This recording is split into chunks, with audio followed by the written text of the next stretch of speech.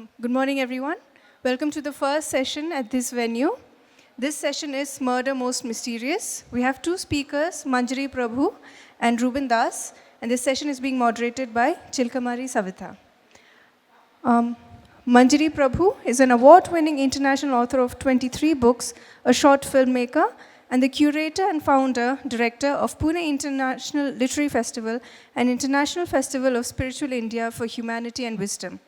The first female mystery author to be published outside India, she has completed 52 years in the world of writing. Her book, The Rampur Raza Mystery, a sassy library thriller 2023, was launched by the Honorable President of India, Srimati Draupadi Murmu. She's been invited to many reputed international literature festivals like the Oxford Literary Festival, Frankfurt Book Fair, and Jaipur Literature Festival. May I please ask you to take a seat on stage? Rueben Das is a Malaysian author of two novels, The Number 4, 2021, and Ski, 2025. His short stories, poetry, and screenplays have appeared on literary platforms such as Anak Sastra and Men Matters online journal. His screenplay, Mayat, was among the top 10 finalists out of 144 entries in the third Kuman Pictures screenwriting contest organized by Malaysian production house Kuman Pictures. He has also authored more than 60 articles on international security, foreign affairs, and political violence, published in various international media outlets. He has lived in Kuala Lumpur and London and currently works at Nanyang Technological University in Singapore. Yes, can I please ask you to take a stage? The moderator, Chilakamarri Savitha, is an assistant professor in the Department of Humanities at Mahindra University, Hyderabad. Ma'am, over to you.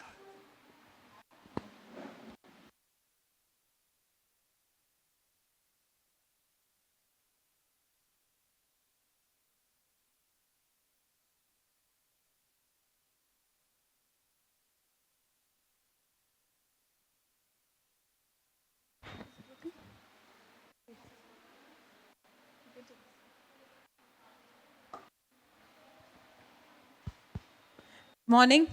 Welcome to the session. We are starting at 11:05. Give us extra time. Okay. Welcome you to the session, Murder Mysterious. Am I right? Murder Most Mysterious. But we'll be talking about everything else except the actual murder. Okay? So I have great pleasure in inviting our panelists today, Ms. Manjiri Prabhu and Mr. Rueben Das. So I will begin the session by asking them to talk briefly about themselves, okay? Manjiri. First of all, thank you so much, Hyderabad Literary Festival, for inviting me. I'm delighted to be here, and thank you so much all for being here. Well, what would you like me to tell you about me? How a person who's working in science communication ended up writing detective fiction?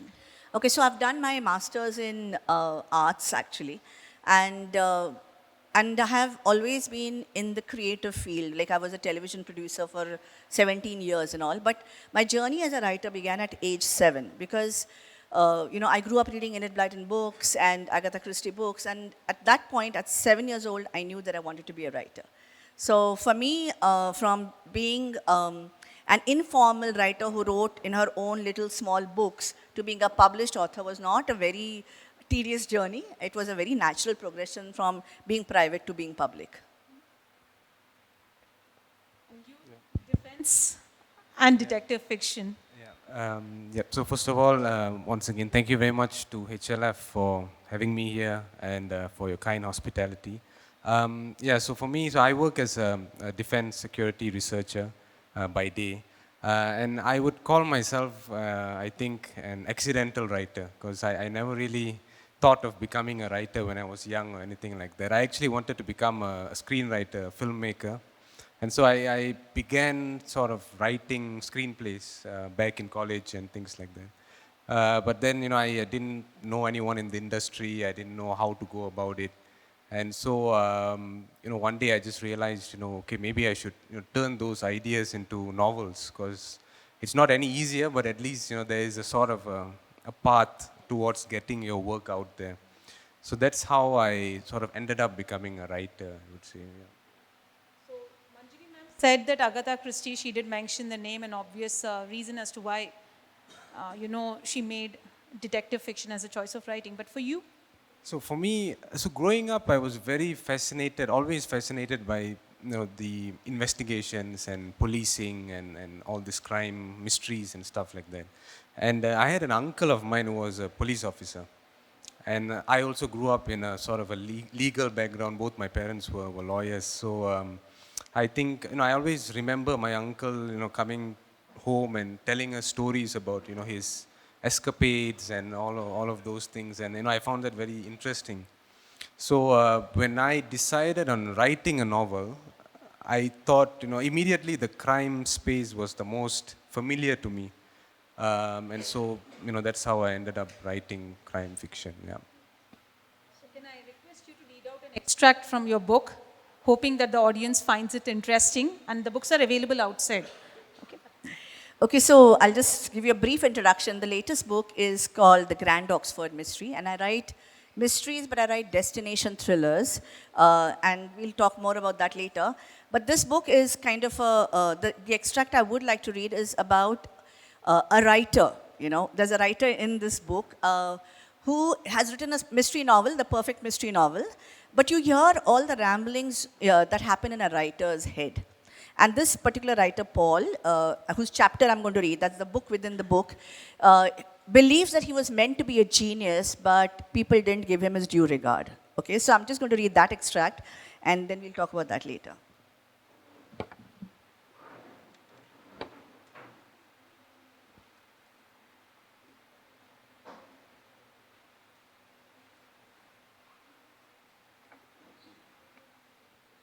So this is chapter 6 of Paul, who is the writer's chapter book, his novel. What distinguishes a writer from the common person is his sensitivity. But what singles him out is his ability to convert that sensitivity into a sensibility of the situation. Often labeled as self-absorbed and posturing to be greater than they are in reality. Even accused of self-mythologizing. Am I self-mythologizing? Is it another name for fantasizing, but with illusions of self-grandeur?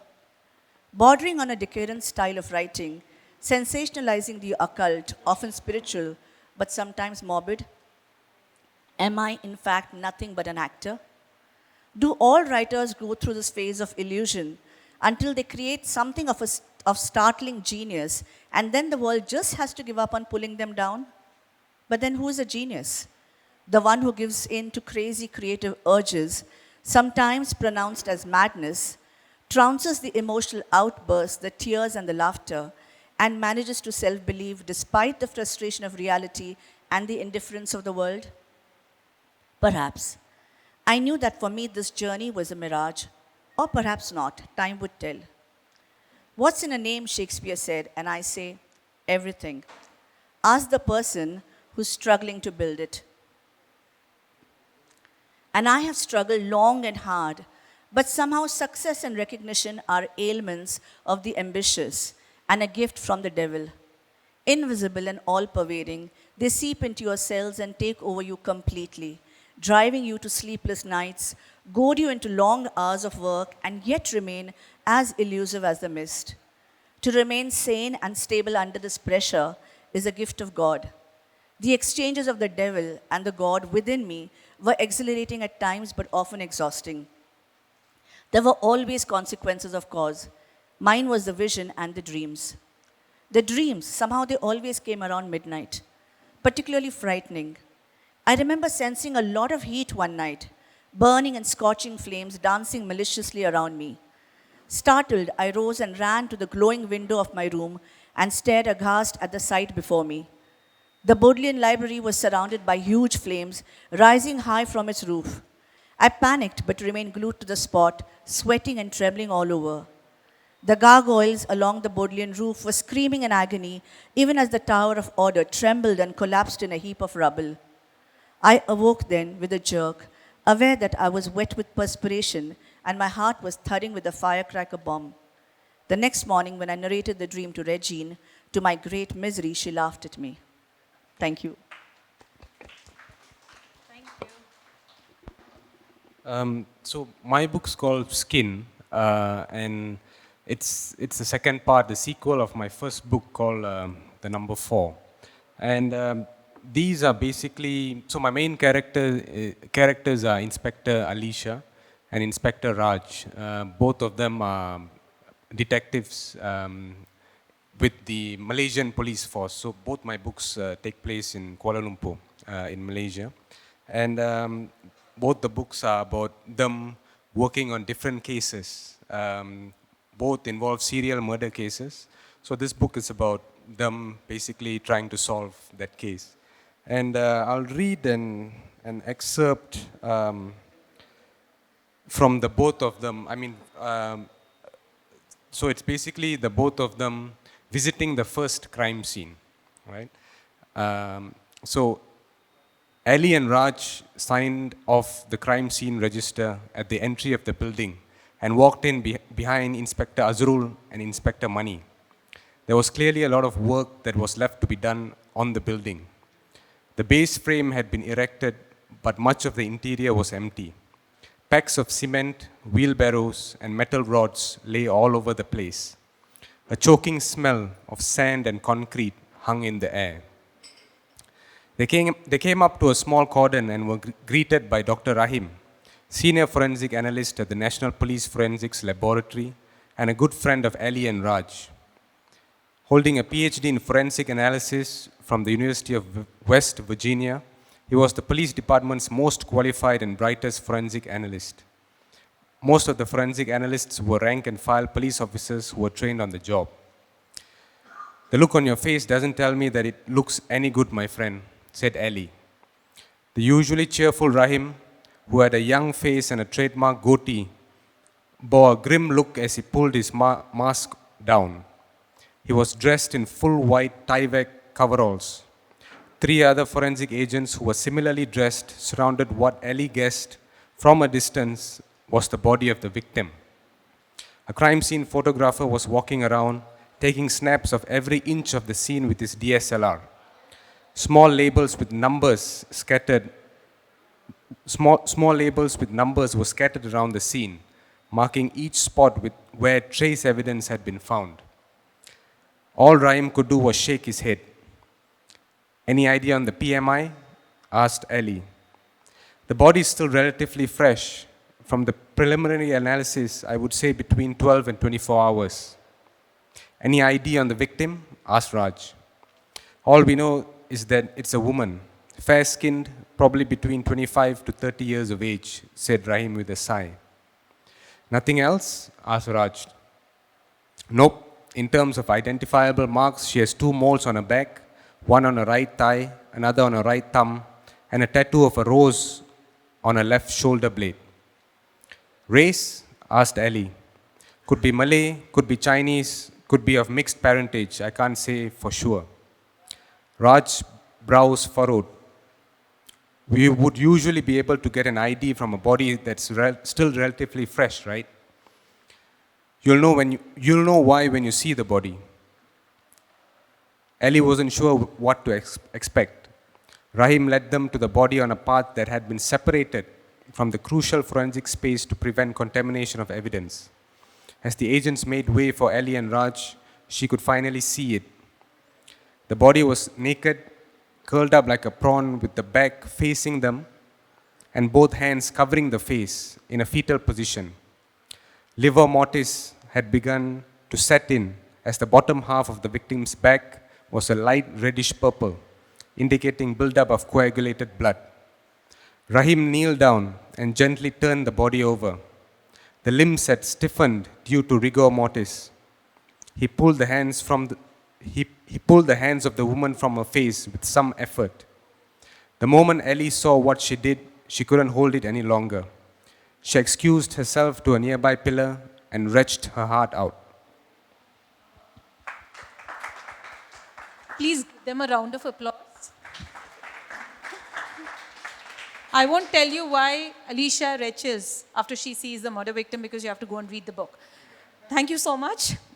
But most importantly, your character, Ray Parker, and your character, Alicia, what went into developing these characters? They are the protagonists. Okay, we are talking nothing about the antagonists. So Ray Parker is actually, so this is the 5th book in the series of destination thrillers, and Ray came to me in a vision. Okay, so I felt, I just had this vision that I saw a man with his back to me, with a ponytail, standing across a lake, with a mountain in front. And when I first saw this vision, I knew at once that a character was determined to be born. And of course, there and all along, so I've written about books with 2 female detectives already. One is Sonia Samart, who solves cases with the help of astrology, and Riva, who does, all these, she's a rock band group, she's a young teenager. I thought, why not write a book from a man's viewpoint? And I think so I like to challenge myself with impossible tasks, especially in mystery fiction. And I thought I wanted to create a male detective. And that's when this vision happened and Ray Parker was born. Now, Ray Parker comes from a mixed descent. He's got a French mother and an Indian father who is a classical singer. Hence, his name is Ray, as Do Re Mi or Sa Re Ga Ma Re. And he's got French and Indian influences, so he wears a multi-metal Ganesh pendant around his neck. He's spiritual. He solves cases with the help of energies. Like, of course, the normal detective, Giri, he'll do all of that, but he can sense energies, and like if he's seeing at someone, he'll understand the aura, and images come up in his head. And most importantly, Ray is a very, very kind person. And I think that is where I made the perfect man. Or the male detective. I think he's very complete in himself. Of course, he's got his gray, background, and he's got his, flaws and everything. All that makes him human. But I think that as a kind person, he even understands criminals. So I think all of this came together to create Ray Parker. So I think similar to Manjiri, when I was thinking of writing a character, I was quite sure that I wanted to write it as a female, because I had the privilege of knowing a lot of very strong women in my life. So this was sort of inspired by them, and it was also in a way a challenge for me. I wanted to write through the lens of a woman. In terms of the character itself, it was inspired by police officers that I knew. One was my uncle, and the other was another friend of mine. Who's still in the police force. And from a literary point of view, I was, one of my favorite novels is The Silence of the Lambs, by Thomas Harris. I loved the book, and both the book and the film. And that portrayal of Clarice Starling by Jodie Foster in the film, that really moved me a lot when I first watched it. And so Alicia, my character, is sort of inspired by Clarice Starling. And so she's, I know we'll talk a bit more about it, but she's also a flawed character in many ways. And so, that was sort of my inspiration. So one point I would want to draw the attention of the audience to is, Manjiri has told us more or less why she decided to create a male protagonist. Maybe possibly bored that you are having female protagonists all the time. And he had obviously been influenced by the strong women in his family and Jodie Foster in The Silence of the Lambs. But what is interesting is the way they get into the minds of these characters, right? The way Manjiri portrays Ray Parker, it's not at a very superficial level. You've really gone down to the level of looking at something from the lens of a male. And you have gone down to looking at something from the lens of a female, which is a very, very difficult thing to achieve. And in the process, you're also portraying them as very vulnerable characters. How important was this to the development of your characters? Yes, so extremely important, because first and foremost, I am a woman writing. So I can't do away with my emotionality. And of course, it's going to color the characters I'm going to write about, even if it's a man, and I know nothing about men in terms of understanding their psyche or going deep into the psyche. But when I look at a perfect person, I've always dealt with life as a person. I don't look at people as men and women. I look at them as people. So when I look at Ray as a person, it is easy to understand what he would go through in life.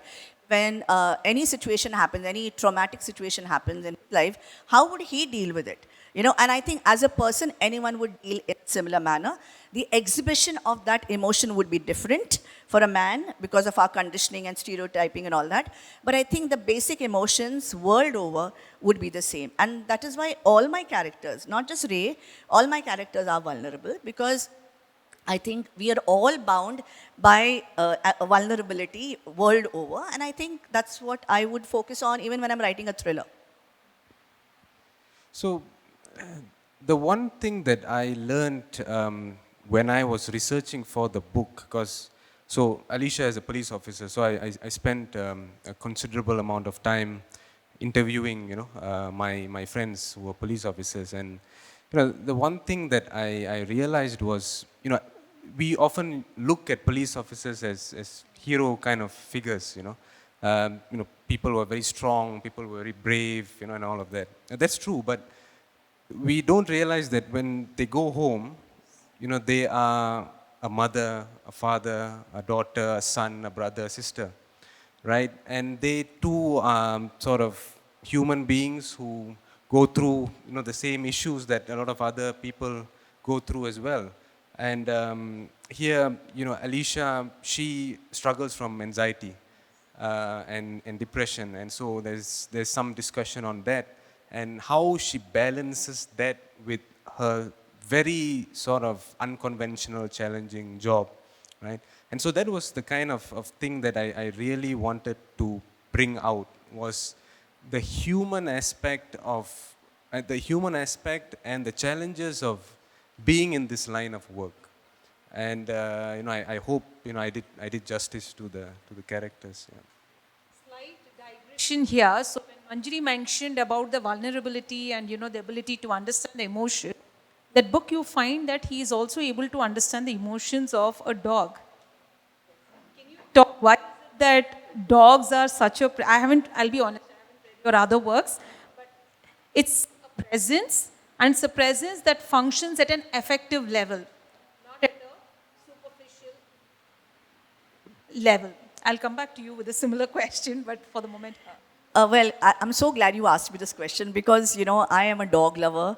I'm a huge, huge dog lover. And I've even written a book called, just digressing, even written a book called The Dog Train of Peace, which means that if you want to have peace in the world, the pathway is through dogs. And why, if you read the book, you'll understand. I won't go into that since this is not the session.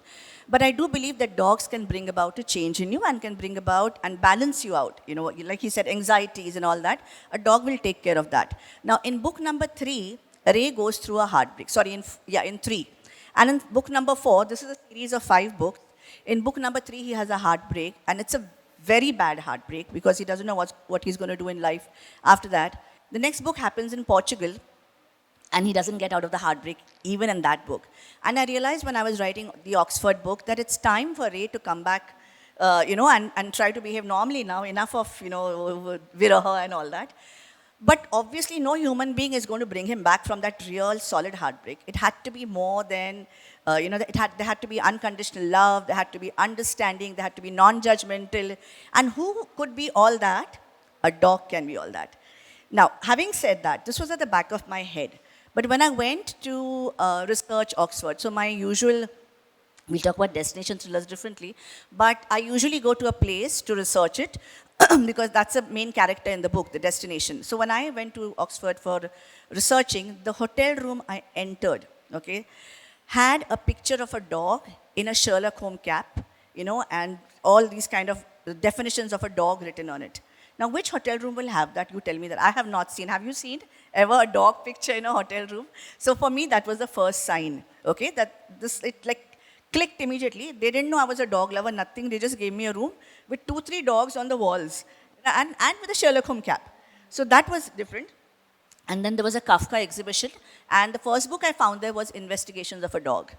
And that kind of really set me thinking. Here was my my dilemma of bringing Ray back into normalhood and someone to do it, and I said it has to be a dog. And that's how Archie the dog comes into his life, who's also going through depression actually initially, and they both help each other. As far as you are concerned, it's not just about Alicia's relationships with others. She has a very special relationship with her sister-in-law. and her nephew, right? You have gone to the extent of capturing her emotional understanding of a nephew. Like, how was that really important for the development of this character? Yeah, so just to give you a bit of context, so Alicia is actually still sort of recovering from a divorce. And so that's sort of one of the sources of her anxieties, or her anxiety disorder, right? And, but the thing is, so I won't reveal too much, but she's still very close to her sister-in-law, and her sister-in-law plays sort of a role in the book, and especially her nephew, that is her sister-in-law's son, because you know she also loves kids, and she didn't have the opportunity to have a kid before sort of the divorce, so she has sort of grown very affectionate towards her nephew. And so she treats him like his son.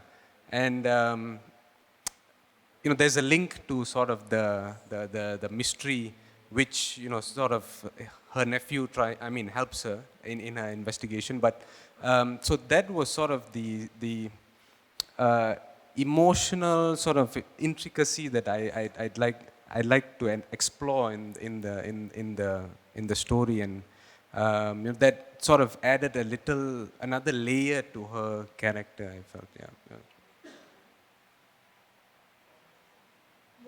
From there, how important is the place and the culture in the development of your narratives? Because yours is primarily set in Oxford and yours is primarily in Kuala Lumpur, but then a little bit of the outskirts as well. So you have the characters in both your cases. You have characters moving from one place to another place within this confine in trying to solve the mystery. So basically, mine are destination thrillers. So what are destination thrillers? There is this phrase which I read once, which says that I'd like to see a place twice, once through my eyes and once through your eyes. I take that a little ahead and I say, for the reader, I'd like you to see a place twice, once through your eyes and the second time through mine. But what I'm really trying to do is introduce you to a place like an insider. So these books are not travelogues. They're not something replacement to a tourism tool or something. What they're actually trying to do is, if you go as a tourist to a place, you will see the popular joints and haunts and everything, and you will generally take pictures and all and go back home. What I'm trying to do is I'm actually taking you in as a local. It's an immersive experience.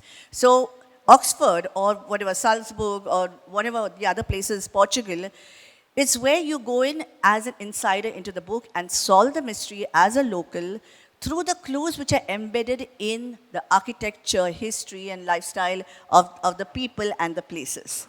And in that sense, this is, like I said, a completely local mystery for you because you are sucked into that place. And that is why they are destination thrillers.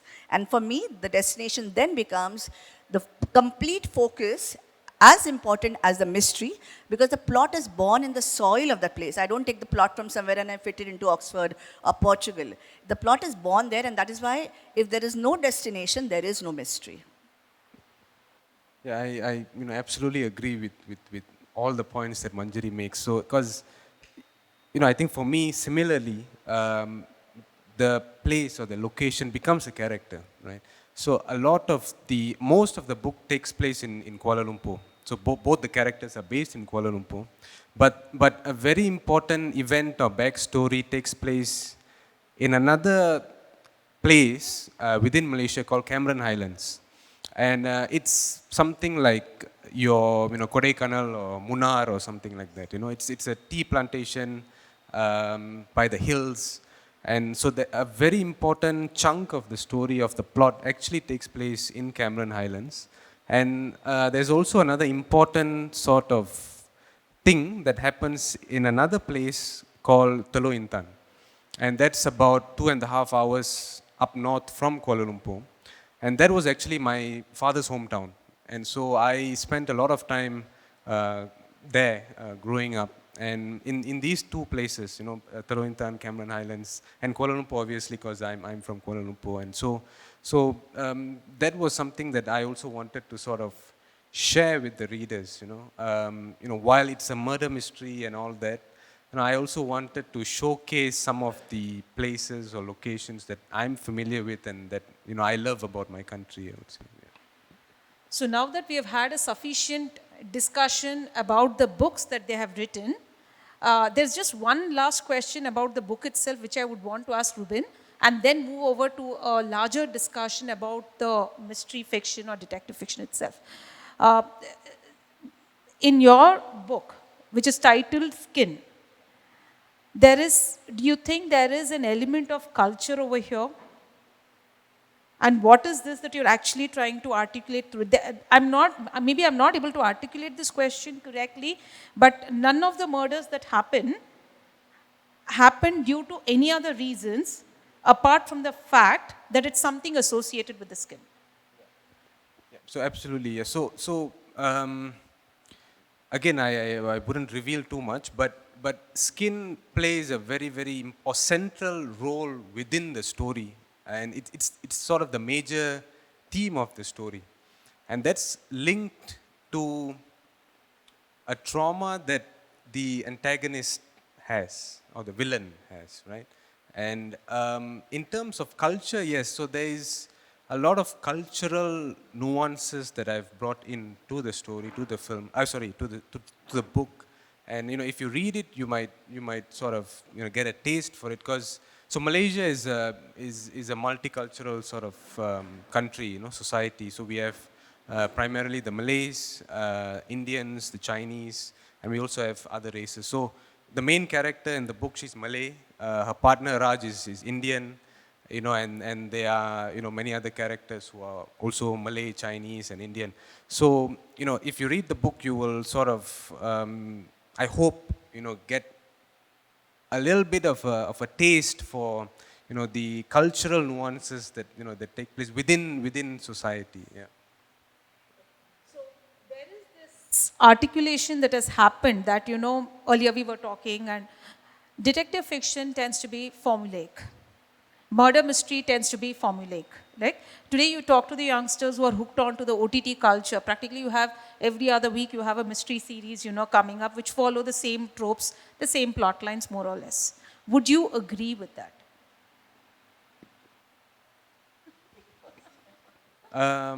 Yeah, I think for me, I would definitely agree with that, because after having spent 6 years writing within this genre, after a while, after watching all these series and films and books, you kind of are able to discern the pattern.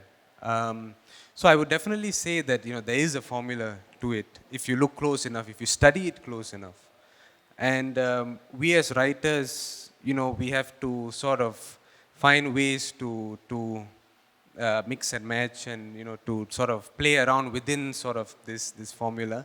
But I think ultimately, although there is sort of a formula or a box that we are operating in, every story is unique because it's told from the lens of the writer.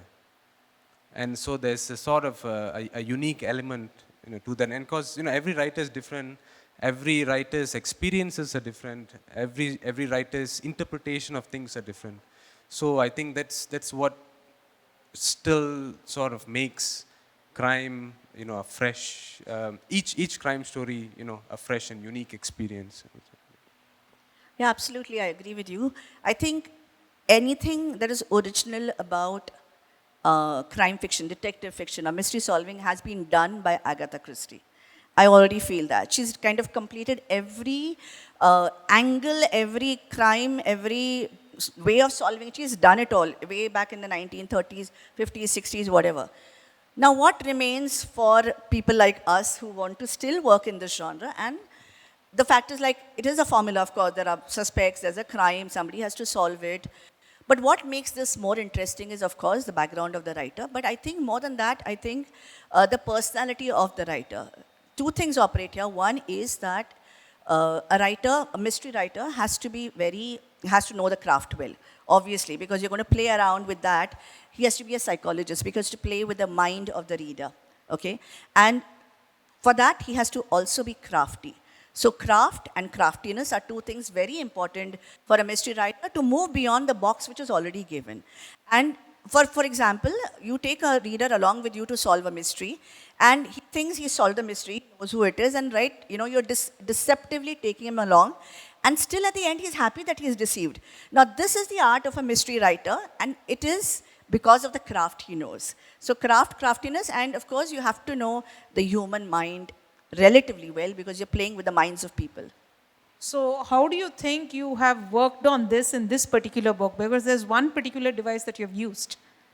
Can you elaborate more on that? So yes, sometimes I feel that Paul, who is the writer and who commits suicide, he's an old man, 80-year-old man, who writes this 7-8 chapters and lays them out in Oxford so that a calamity, the detective Ray Parker has to find those 8 chapters to stop a calamity from happening. Now, when I was writing Paul, okay, he's the writer who believes he's been shunned, he's a genius and all that, and he claims he's written the perfect mystery novel. I felt I channeled him. I felt, what would a writer feel like if he's put in so many years of his life, written the best possible works he thinks he's written, and still he's not recognized. And that is why I felt that I was channeling Paul, and so Paul's 8 chapters was something that flowed through me as would for a writer. His frustrations, his fantasies, his desires, and yet the anger at the world, I think, came at me being also a writer. But that is just one part of the world, one part of the book, because what is actually happening is there is a fine line between fiction and reality, which Paul is kind of distinguishing as well as erasing. And Ray gets sucked into this fantasy and believes and realizes that it's not so much fantasy as he thought. He is also a big part of that fantasy and reality as well. So, what was your question? Sorry. I got lost. How did you try and innovate? Oh yeah, so this is how I innovated. I think I channeled Paul, and Ray was, of course, the detective who had to use my channeling to solve the mystery. So I'm sorry I went off on a track, but I was actually reliving it all again. Actually, how she achieves it in the book is, using this device of a book within a book. So, as a reader, when we are reading this, one is we are looking at this from Parker's point of view. We are also looking at this from Paul's point of view, but of course the twist comes right at the end. Right? It's not as straightforward as it seems to be. In your case, how did you innovate within this formula? Well, I don't know if I innovated very much, but one of my favorite writers is a guy called Chris Carter. Very famous writer. He's a specialist within the sort of the serial killer kind of sphere, because he was a forensic sort of psychologist before. And so I really loved, I really love his works, right? And the thing he does is he ends every chapter with a mini cliffhanger. And that's something I really like. And his chapters are very short and quite it's an easy read, And so I think in terms of, tools, I think that's something I sort of emulated. So my chapters are quite short, and I try and end every chapter on a sort of a mini cliffhanger. And I think that sort of helps people, helps keep people interested, and, makes it an easy, thrilling experience, I would say, yeah. Before I throw it open to the audience, do you think within the whole idea of literature itself, mystery fiction or detective fiction is classified under popular fiction, right? So it's really not out there in the mainstream, right? How would you feel about it? Do you think it's important even writing these kinds of stories? I feel very strongly about it. And every Lit Fest I go to, my urge is to treat mystery fiction as serious fiction. And I'll tell you why. In fact, even when I was invited to the Savitha Academy Festival, the government festival, my first thing was, I'm happy you've invited me. Because amongst all these literary geniuses, you invited a mainstream mystery writer. And therein lies the victory of mystery fiction. But let me tell you that mystery fiction for me, and ever since I've written this as a child, is motivational fiction. You know, like you've seen the Shah Rukh Khan film, picture abhi baki hai, if it's not, doesn't end well. Similarly, a mystery novel tells you that no matter what happens in your life, whatever ups and downs, no matter whatever, everything will end well. And that belief, that is the motivation for you to live on in life. And this is what, I mean, of course, there are some books which end on a very bloody gore. I'm not talking about the experiments, but I'm saying that largely, mystery fiction give you hope. They bring out there are dark and white or black and white sides in you. They bring out the dark in you, and it's cathartic. You bring out and you become a cleaner person. There are so many advantages to a mystery fiction book that they're untold. I mean, we can go on and on. But I think more importantly, the kind of work that goes into writing a mystery novel is immense. There is a complete understanding, like I said, of human beings. There has to be a plot which is not simplistic. There has to be an element of suspense. You have to work on a mystery novel, which I think it's a genre where you need more work than any other genres, except perhaps fantasy or science fiction. So I think that is why when you think of all these literary elements that a mystery novel involves, I think it is important to treat mystery fiction as serious fiction. And that is my urge and my argument and my effort at every Lit Fest I go to. Thank you. Yeah, I would have to agree with Manjiri, because being in this space, yeah, I think it definitely should be treated seriously. I mean, whether you call it popular fiction or whatever it is. I mean, at least sort of, I think it should be up there with all the other genres. And yeah, I mean, I think there's always, or there will always be a space for it, because it's a different experience, reading crime, reading mystery, and growing up. For me, whenever I came across a murder case on the, in the papers or whatever it is, it has something that, I think we as people are driven by intrigue, and that sort of that need to know. I think that's what drives humans and human psychology, and mystery fiction is all about that. It's about intrigue, and it's about the need to know and trying to solve whatever it is that the book is trying to say. But yeah, so I think definitely I agree with you that it should be taken seriously, of course. Yeah. Last question. Can you hear me now? Have you been approached by any of these OTT players like Netflix? Well, for some of my books, yes. But my issue is always that they want all the rights, and I'm not willing to give them. For me, not yet, because in Malaysia the film industry is a bit different. It's quite limited, and especially police stories like this, it's a bit harder to make police stories in Malaysia as compared to maybe it is here. I'm not sure. Not yet, but I hope maybe one day. We'll see. Okay, now questions from the audience.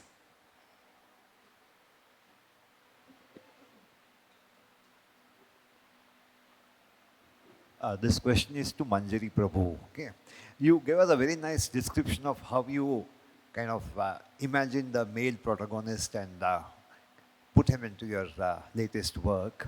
I want to go back to your female protagonists, someone like Tara Khanolkar and so on. Okay, how much of you has elbowed its way into that character? Can I ask you this? You're talking about, Shadow of Inheritance. Yeah, Shadow of Inheritance. No, of course, there is always a bit of the author in the character, especially the main characters that you create. And I think we spoke about vulnerability before. I think a lot of my vulnerabilities go into my characters. I more than my strength, I feel I'm a strong person, and all my female protagonists are strong, and at the end of the book, they become even stronger. So there's no victimhood of women in my books at all.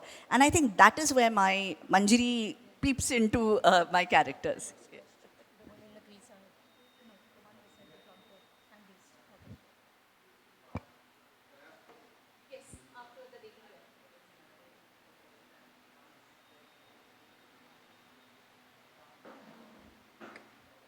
this is a general question. It's not about your books, but I am quite a big consumer of mystery novels. And right from Agatha Christie to Georgette Heyer, P.D. James, or there have been history of very good women mystery writers. But what I have found is, why do they have a male protagonist in their works? I mean, is it because the consumer for mystery novels is mostly men, or what prevents women writers from making women as their main protagonist in their novels? So, Okay, I'll take that. So I do have two female detectives who are Sonia Samarth and and Riva. I but also created another one for my Indian thriller series called Sassy, who's doing a PhD in detective psychology. So yes, I have three characters, but I think I know where you're coming from. How should I answer this now? Because I don't think the consumers of mystery fiction are only males. Okay, in fact, I feel there are more females, and probably that is why they want a male detective. Somehow we sometimes I'm putting my foot in my mouth, but sometimes we tend to underestimate our own kin. You know, we can say that, okay, a male doctor is better than a female doctor if you go to a kind of a thing. I'm assuming, I don't know, I'm no authority on that. But for me personally, I feel that I have more women readers than men readers, and I'm happy to create a female character, main detective, as well as a male detective, I think. I'll just take a bit with this. Ruben, you have anything to say to that question? Okay, I'll just add a little bit of perspective. I'm sorry the authors are supposed to be talking, but let me just clarify this over here. So I was offering this course on detective fiction, and our primary reason as to why we think that there have been only male detectives and not female detectives is because of those two template figures that we have. One is, Dupin, the other is Sherlock Holmes, and the third is Poirot. Dupin, maybe we are not that aware, but Sherlock Holmes. And we see all the other detective characters as being derivatives of that. Now, that perception has changed. In the sense, from the 60s, 70s onwards, you have women authors creating female detectives. And you also have this other incidental thing where somebody like Ruben does, you have McCall Smith who's created a female detective character. So it's going both ways.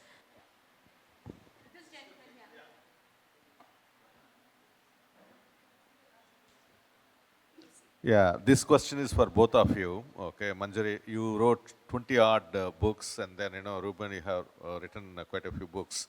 How do you go to be authentic in terms of your mystery thrillers or murder mystery? To be authentic, what kind of a research you do, and how do you get the information? So that, you are very, very incisive in terms of your own analysis, right? So you need a lot of information. You need to have connections with the maybe police, industry, or whatever it is, How do you go about? What is your way of going about collecting info so that it sounds, reads more authentic? Yeah. Yep. Thank you very much for the question. So I think for me, I think the best sort of research or way to go about research is to go and sit and talk with the people who actually do these things, right?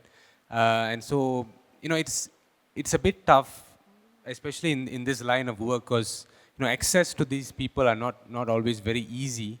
But as a writer, you have to be a journalist sometimes. You have to try and in whatever way or form, try and make the effort and try and get access to these people. So like for me, I was lucky because I know a few police officers, so I spent a lot of time with them. I spent time with the forensic scientists. I talked to her. I spent a lot of time talking to her. I also talked to a forensic psychiatrist whose job is basically to assess people who are convicted or charged for serious crimes and advise the court. And it took me 2 years to actually set up a meeting with him, but it was worth it at the end of the day. And so things like that, I think the best form of research is to go and meet people and travel and spend time in the places you write about, like because that really gives you a perspective, as compared to just sitting and doing desk research. Yeah, since I write destination thrillers, my first thing is to visit the destination. Mostly because, I mean, I can also watch videos and all that, but mostly because I want to write as an insider, not like some Indian author who came to Oxford to write this book and wrote a book. Okay, so that's the first distinction that I do. So when I go there, I decide that I don't have a story in hand. The story has to be born there. So my research is also to create a story there because the destination is the source of the story. And so what I do is I take long walks, 9 in the morning to 9 in the night. I walk the streets. I study the architecture. I read the history books. I meet a lot of people. I eat the food. I interact with the locals. You know, I do everything just to soak in the spirit of that place. Because it's not just the destination, it's the spirit of the destination which has to come in the book. And so research for me is actually my me time. I just love it because I'm not there as a tourist. I'm there as a writer. I love to pamper the writer in me when I'm researching. And it's the best part of writing this whole book. But yes, authenticity is extremely important. And I go into minute, offbeat areas, you know, minute details and offbeat areas to find things which are not hugely popular, to the public. Like if you were to take have to have a tourist visit there, you see the local haunts, the joints. I want to go beyond that, which is why I need to actually visit the place and soak in that spirit. But it's very important research. Just one more. Just one more. That last lady there, and then this gentleman. We'll wrap it up by 12, don't worry. No, we will wrap it up by 12. Buffer time is at 12. Hello, Manjiri. Hi, this is Sonali. So I wanted to ask Manjiri, I have read some of her books, but I'm very fond of The Mystery of the Portuguese Hearts, which is very poetic and romantic, I feel. So my question is, was it the chicken or the egg? Did the germ of the story come in first? Or was it that the destination was fixed and then after you went there, the story started shaping up? Because Portugal, I wouldn't think of it as a very romantic, but when you read the book, you know, it's like poetry. It's a novel which is very poetic, although it's a mystery novel. Yeah. So it's amazing. Yeah, thank you. Thank you so much, Sonali. Yes, the destination comes first. And I feel that the difference between a normal mystery novel and a destination thriller is where the destination comes first. And the whole point of this, of writing destination thrillers, like I explained before, is to let the world know that no matter where you are, in which part of the world, we are all connected by universal emotions and thoughts and the magic of creation. We are all connected, which is why I take you to different destinations. But the story has to be born in the soil of that land. When you talk about the romance for me is an integral part of any mystery novel I write. Because like I said, it's a universal emotion and it's an extremely, extremely important emotion in my life. The romance of life, the romance of people, and this emotion of love. I feel it's extremely important, and which is why I focused a lot. Because in the book, the lensos, there is something called the lensos, which are love handkerchiefs, which form the trail in the book. And those love handkerchiefs will obviously invite a romance, a story integral to the novel. Very quick, very brief question, and very quick, very brief response. I can't be briefer than this.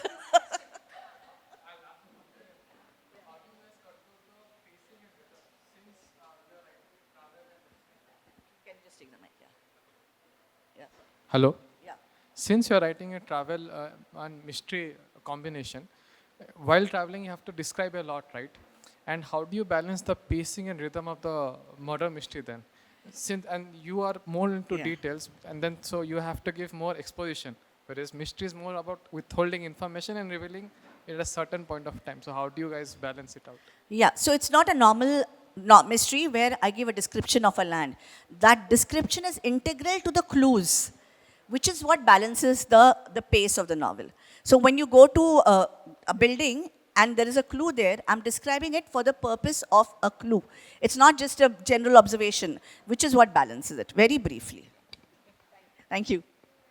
I think very briefly, so I think at each point you have to give the reader just enough to keep them, coming back for more. I think so that's sort of the I'll just tool add, that I there has use. to be a reason to describe that place. So in a mystery novel, every page, every word you see has a reason to be in it, including the descriptions.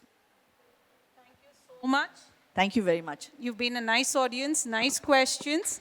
Sorry to cut it short, otherwise the venue coordinators will get angry with me.